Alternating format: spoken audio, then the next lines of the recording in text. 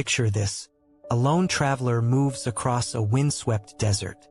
The sun hangs low in the sky, turning the horizon into a sea of gold. Suddenly, their foot strikes something hard just below the surface. Kneeling down, they brush away centuries of dust and sand to reveal a strange object glinting in the fading light. It does not belong here. It does not belong anywhere in the history we know. Throughout history, discoveries like this have puzzled scientists, explorers, and ordinary people alike.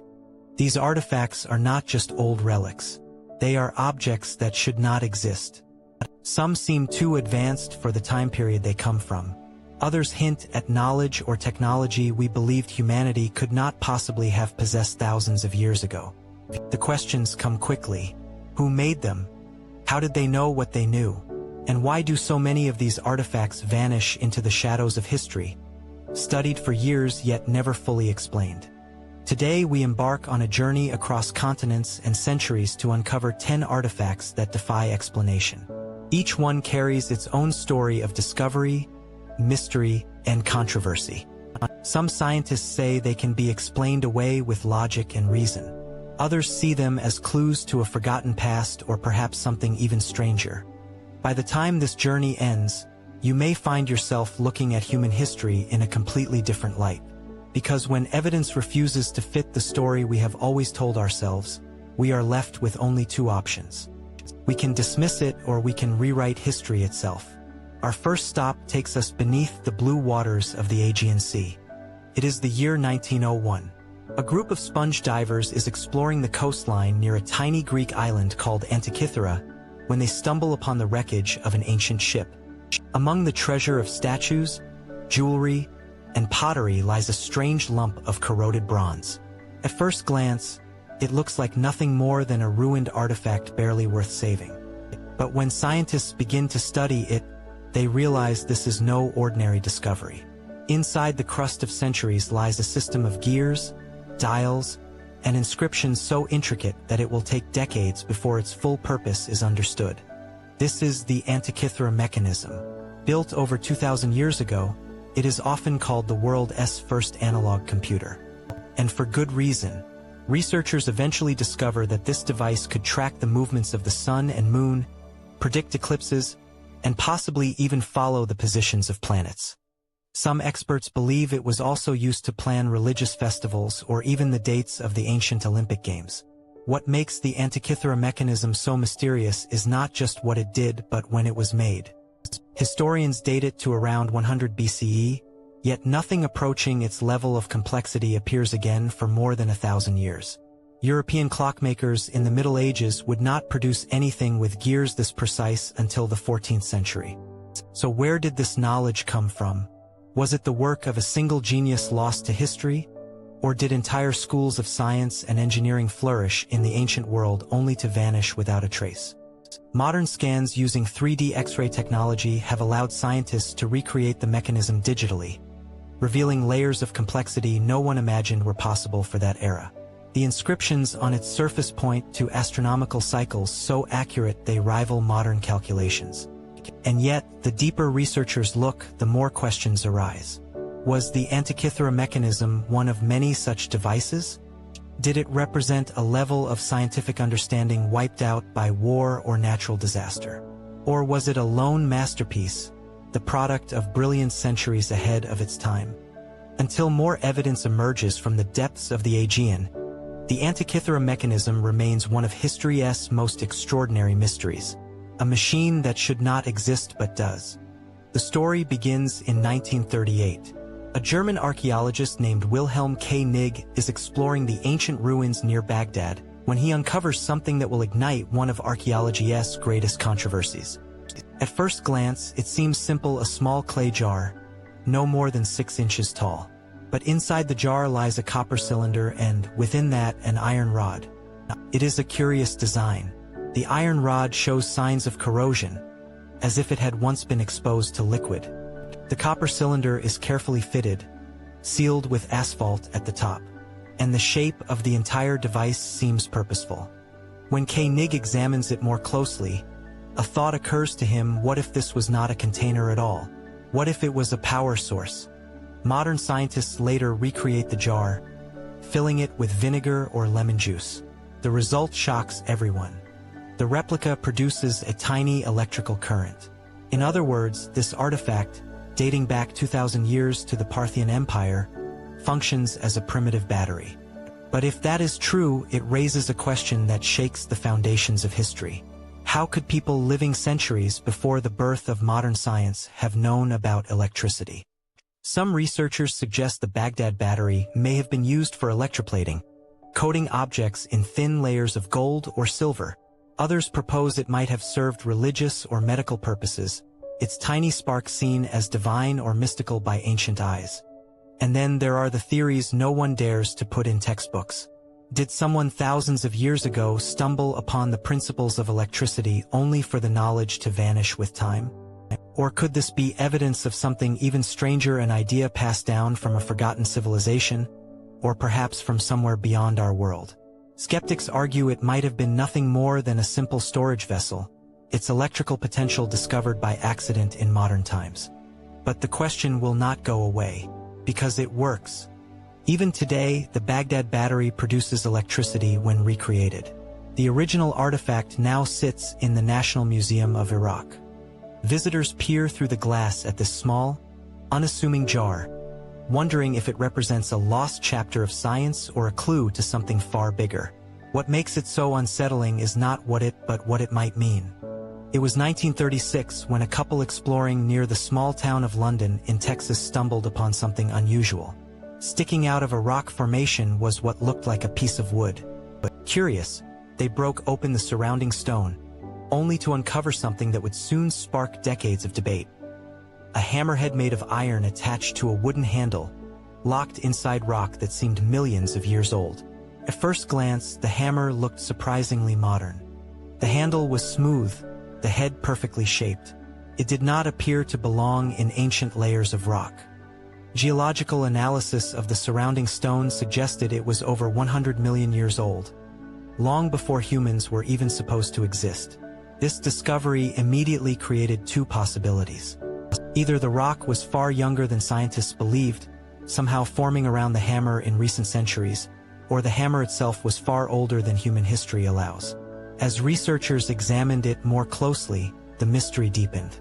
The metal used to create the hammerhead contained a purity rarely seen in ancient metallurgy. Some claimed the alloy was resistant to rust in ways even modern tools could not match. Others pointed out that the handle had partially turned to coal, suggesting it had been encased for an extraordinary amount of time. Theories quickly emerged.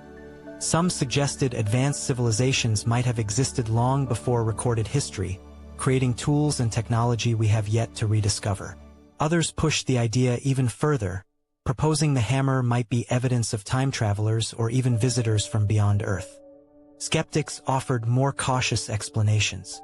Perhaps the rock had formed around the hammer in unusual conditions, or maybe the dating of the stone layers was not as accurate as claimed. But no one could fully explain why a seemingly modern tool ended up locked in ancient rock in the first place. Today, the London hammer rests in a private museum in Texas where visitors stare at it behind glass. Is it proof of advanced technology in prehistory, a misunderstood artifact, or something even stranger? The answers remain as solid and unmoving as the rock it was found in.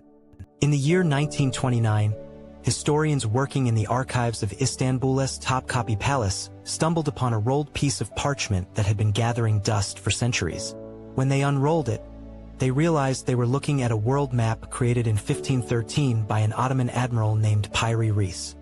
At first glance, it was beautiful but unremarkable, filled with coastlines, compass roses, and handwritten notes. But when experts studied it carefully, something began to trouble them.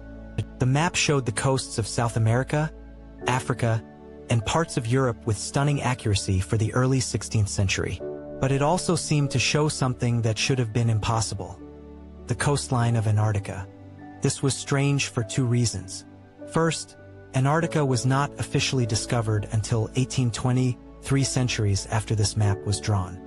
Second, the continent has been buried under ice for thousands of years, yet the Piri Reis map appeared to show it without its frozen covering. as though the cartographer had somehow seen it ice-free. How could Piri Reis have created such a map? The admiral left behind his own notes, claiming he had compiled the map using older sources, some dating back centuries before his time. He mentioned using maps from ancient explorers, including ones rumored to go as far back as the era of Alexander the Great. This has led to some astonishing theories. Some believe the map suggests the existence of a lost civilization capable of global exploration long before Europeans set sail across the oceans. Others argue it might prove that ancient cultures had far greater knowledge of geography than historians ever imagined. Skeptics, however, claim the southern coastline might simply be a distorted view of South America, drawn inaccurately by Piri Reis or his sources.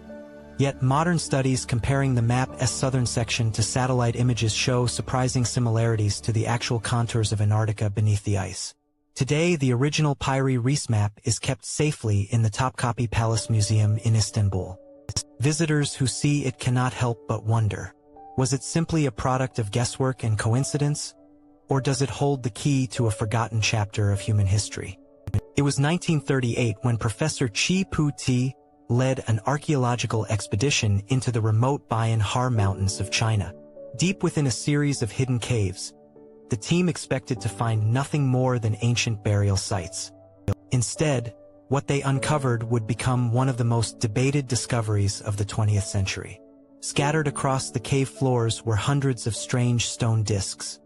Each one was about 9 inches in diameter, with a hole in the center, looking almost like a primitive vinyl record. But what set them apart was the presence of tiny carved grooves spiraling outward from the center to the edges. When researchers examined the grooves under magnification, they were stunned to realize they were not random scratches. They appeared to be a form of writing, a language unknown to modern science. For years, the inscriptions remained a mystery. Then reports surfaced claiming that Russian scientists had managed to translate parts of the text. According to these accounts, the stones told a story of a people called the Dropa who came from the skies thousands of years ago. Their spacecraft crashed in these mountains, leaving them stranded. Unable to return home, they supposedly lived alongside local tribes, leaving behind the discs as records of their arrival and fate. If true, the implications were staggering. The idea of ancient contact with beings from beyond our world captured the imagination of writers, scientists, and conspiracy theorists alike. Some pointed to the discs' high silica content and claims that they emitted unusual electrical signals when tested as evidence of advanced technology. But skeptics raised serious doubts. The original stones eventually disappeared from public view, and no independent verification of the translations has ever been produced. Many historians argue that the entire story might have been exaggerated or even fabricated, pointing to the lack of physical evidence available today. Still, the legend of the Dropa Stones refuses to die. Were they simply misunderstood artifacts, or do they represent something far more mysterious? Until more evidence surfaces, the story of the Dropa remains one of archaeology's strangest unsolved puzzles. In 1912, an antique bookseller named Wilfred Voynich was exploring a collection of old manuscripts from a monastery in Italy when he stumbled upon a book unlike anything he had ever seen. Its pages were covered in strange writing no one could read and filled with bizarre illustrations of plants, astronomical charts, and human figures unlike anything in real life. This mysterious book became known as the Voynich Manuscript, and from the very beginning it defied explanation. Experts dated it to the early 15th century, around 1404 to 1438, but its contents made no sense. The text was written in an unknown language using a script that did not resemble any known alphabet. Some thought it was an ancient code, while others believed it might be a completely lost language. Over the years, the world's best cryptographers have tried to decode it. Even codebreakers from both world wars examined the manuscript, hoping to unlock its secrets. Modern artificial intelligence has scanned every page, looking for patterns. Yet despite all this effort, no one has been able to translate a single sentence. The illustrations only deepen the mystery. The plants shown in the manuscript do not match any species on Earth. The astronomical diagrams do not fit the constellations of our sky. Some pages show strange pipes and containers, as if describing technologies we do not understand. Theories about the manuscript vary widely. Some scholars believe it was an herbal or medical guide from a forgotten civilization. Others think it was the work of a medieval genius creating an elaborate code to protect secret knowledge. A few even suggest it could be a hoax, though the sheer complexity and consistency of the writing make this unlikely. Then there are those who look beyond Earth for answers, wondering if the book contains knowledge from another world or evidence of contact with civilizations beyond our own. Today, the Voynich Manuscript sits in Yale University's Beinecke Rare Book and Manuscript Library, locked safely behind glass. Researchers from around the globe still come to study its pages, hoping to be the one who finally cracks its code. But after more than 500 years, the manuscript continues to guard its secrets, defying every attempt to understand it. In the Cathedral of St. John the Baptist in Turin, Italy, lies a relic that has fascinated believers and skeptics alike for centuries.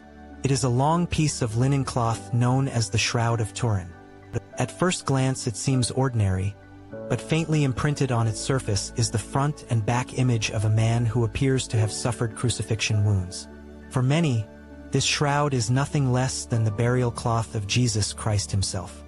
The image shows bloodstains at the wrists, feet, and head, matching the injuries described in the Gospels.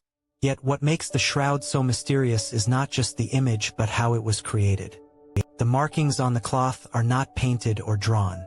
Under microscopic examination, researchers discovered that the image rests only on the very top layer of fibers, as if it were burned into the cloth by a brief burst of intense heat or light. No known medieval technique could have produced such a result. In 1988, carbon dating tests dated the shroud to the Middle Ages, between 1260 and 1390, leading many to dismiss it as a medieval forgery. But later studies questioned those results, arguing the tested fibers may have come from a section repaired in the Middle Ages rather than the original cloth. Some researchers claim new evidence points to a much older date, possibly aligning with the time of Christ. Adding to the mystery is the fact that the image on the shroud contains three-dimensional information. When modern scientists converted the shading of the image into a 3D model, it revealed depth details far beyond what any painter or forger could have created centuries ago. Skeptics insist it could still be a clever hoax. Believers see it as a miraculous relic left behind after the resurrection. Whatever the truth, the Shroud of Turin remains one of the most studied and debated artifacts in the world, a puzzle sitting at the crossroads of science, history, and faith. Deep in the jungles of Costa Rica lies one of archaeology's strangest enigmas. Scattered across the landscape are hundreds of perfectly round stone spheres, some small enough to carry by hand while others weigh several tons. They range in size from a few inches to over 6 feet in diameter, each one shaped with astonishing precision.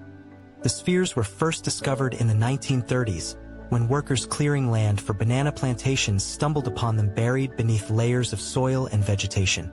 Since then, hundreds more have been unearthed, yet their purpose and origin remain shrouded in mystery.